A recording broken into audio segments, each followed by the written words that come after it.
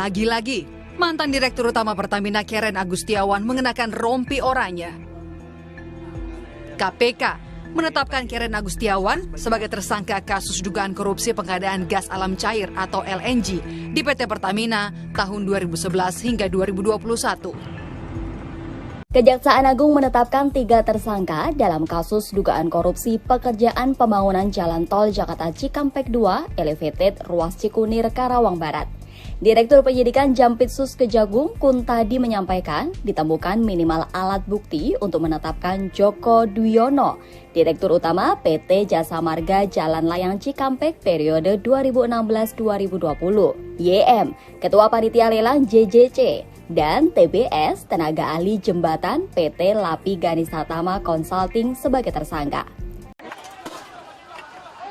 Demonstran mempersoalkan izin pembangunan rumah ibadah. Mereka sempat memaksa masuk, tapi tidak diizinkan oleh kepolisian. Atau KPK menduga Kepala Badan SAR Nasional Marsikal Madya Henry Alfiandi menerima suap senilai 88,3 miliar rupiah dalam kasus suap pengadaan barang dan jasa di instansinya. Henry diduga menggunakan sandi khusus bernama Dako alias Dana Komando saat menerima suap.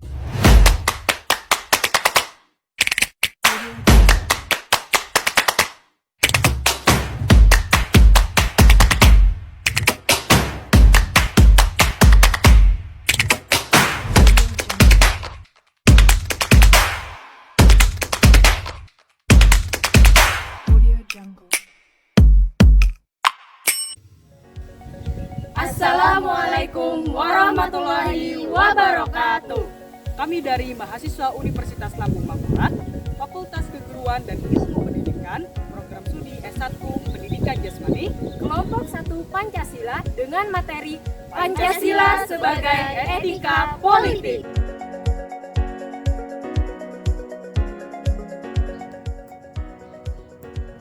Pancasila sebagai etika politik memiliki makna. Dalam suatu proses pengambilan keputusan harus dijiwai oleh nilai-nilai Pancasila. Karena Pancasila merupakan dasar hukum negara Indonesia yang mempunyai nilai sangat fundamental sebagai dasar falsafah bangsa Indonesia sebagaimana tercantum dalam Undang-Undang Dasar 1945.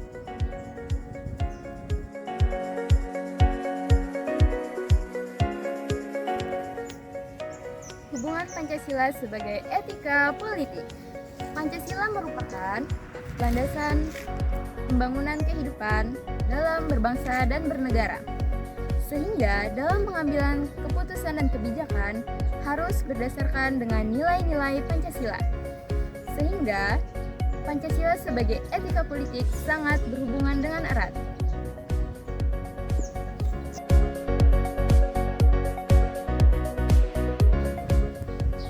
Dalam etika politik, Pancasila berfungsi sebagai pengatur keseimbangan di dalam pemisah kekuasaan antara lembaga eksekutif dan legislatif, mengatur perilaku kehidupan bermasyarakat, berbangsa, dan bernegara di Indonesia, meminimalisir pelanggaran dalam kehidupan bernegara seperti korupsi dan penyalahgunaan kekuasaan lainnya.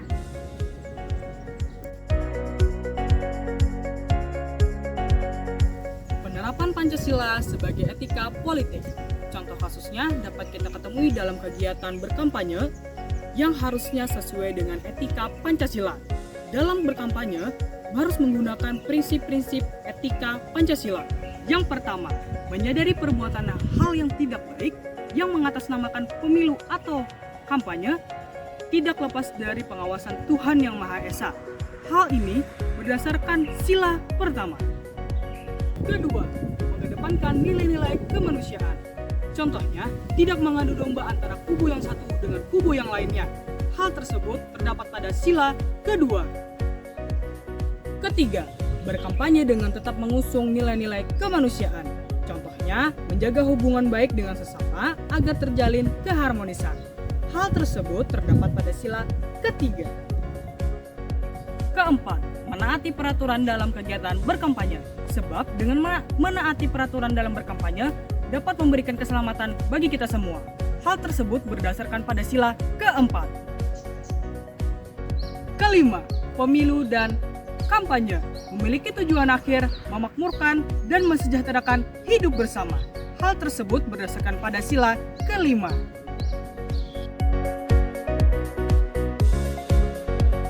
Terima kasih kepada Ibu Dr. Hajah Rabiatul Adawiyah MPD dan Ibu Nurul Huda SPD MPD selaku dosen pengampu mata kuliah Pancasila. Sekian video dari kami, salah hilaf mohon maaf. Wassalamualaikum warahmatullahi wabarakatuh. Salam olahraga.